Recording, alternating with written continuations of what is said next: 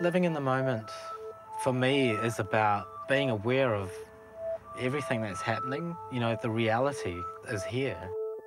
I mean, I love, like, when I go gardening, you're kind of physically involved in it, you know. I love being able to just even be outside and listening to the wind and the trees and things like that.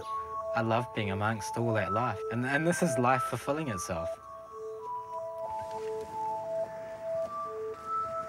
One of the great things about having the studio I have, it comes with all the things like leaks and birds. It changes your perception because these problems, they kind of shift your awareness or your appreciation for something else.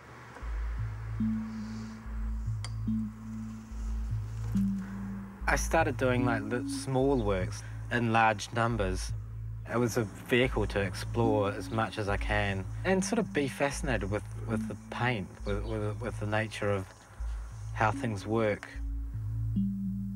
The outcomes of kind of experimenting all the time slowly leads you into certain directions where you think, oh, this is working, and then you go down that path, kind of telling me to go that way, like I'm a slave to the paint or something.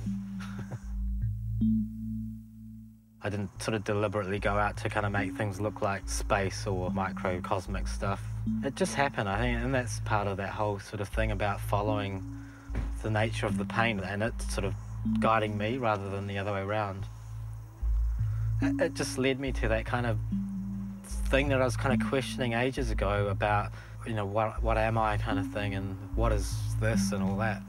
You know, things on a small scale kind of happen in some sort of parallel on a much larger scale, and that smallness is infinitely small and the largeness is infinitely large.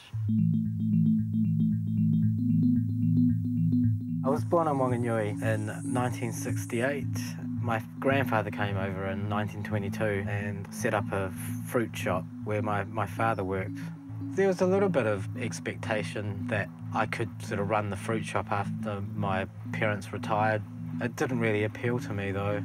I know I kind of wanted to understand things on a deeper level, I think. That's what drew me to art, because nobody really knows why we're here. It's just strange. The Indian side of my work comes from a childhood fascination with pattern making, and I remember just going to weddings and things and just always being overwhelmed by the colour but really enjoying it, thinking, wow, you know, you don't really see this very often. Abstraction was talking about something otherworldly or something that you can't really see, or it was a feeling, it wasn't a picture of something. So it had that kind of dimension, that multi-dimensional thing about it, where you could look at it from all different angles and it would be just whatever you wanted. So it almost seemed like the whole universe kind of opened up. You could just be anything or invent something, or, yeah, and it's all based on feeling.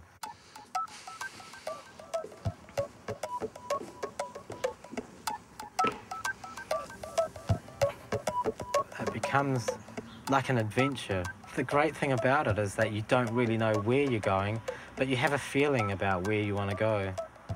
It's the feeling that I'm thinking about, and that's kind of what my work is about, surrendering to your desires and everything, and just allowing things to kind of happen, you know?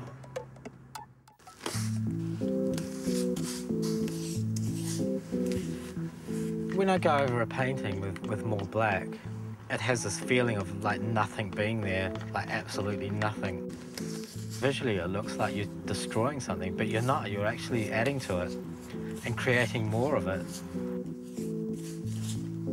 There's a great sense of freedom to actually go over the whole lot. I just find that generates a sense of wanting to do something or wanting to create something.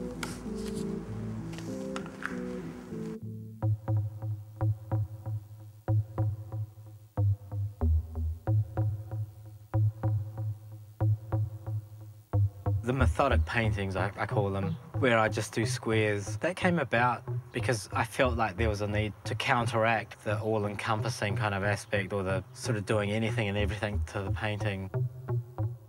It became kind of methodical and calculated as well. It lends itself to being kind of, it could be really perfect, but I wanted it to still be from me, you know, like not use a machine, but I am the machine actually that does it.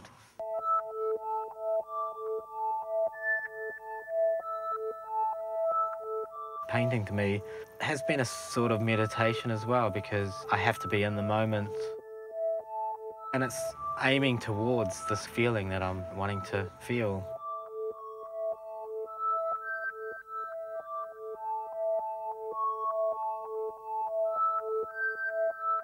I think painting is a natural act. The process is about nurturing it, allowing things to happen sort of a lot of the time on their own, and not forcing it, because you kind of notice in nature that things for the most part happen effortlessly, and I always like painting to be like that. I mean, I don't struggle with it, or when I am struggling with it, it doesn't work. Gardening for me is, in some ways, it's like painting, because, yeah, you have to keep coming back to it every day and nurture it and take care of it, and things kind of grow, and then you get these wonderful kind of gifts. It just seems like such a miracle that that happens, you know?